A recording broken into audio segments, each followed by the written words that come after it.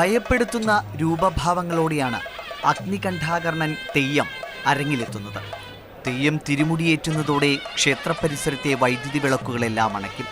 അരയിലെ 16 വലിയ തീപ്പന്തങ്ങളുടെ പ്രഭയിൽ കർണൻ സ്വയം ഒരു തീഗോളം പോലെ ജ്വലിക്കും.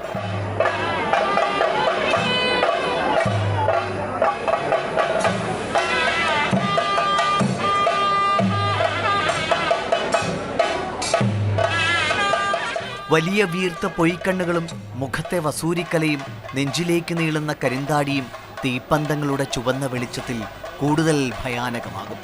കവുങ്ങിൻ തടിയിലും കുരുത്തോലയിലും തീർത്ത 12 അടി തിരുമുടിയേന്തി തെയ്യം 3 തവണ ക്ഷേത്രം വലം വയ്ക്കും.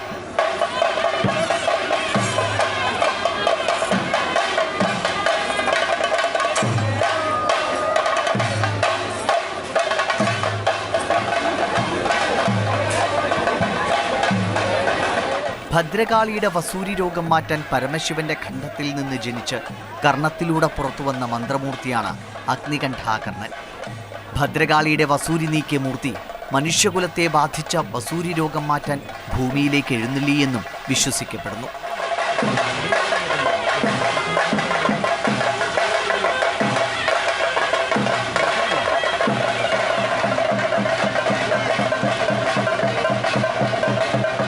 കന്നുവീട് കടപ്പുറത്തിൻ്റെ നാട്ടുദൈവമായാണ് കണ്ഠാകർണനെ നാട്ടുകാർ കെട്ടിയാടുന്നത്. മാതൃഭൂമി ന്യൂസ്, കാസർഗോഡ്.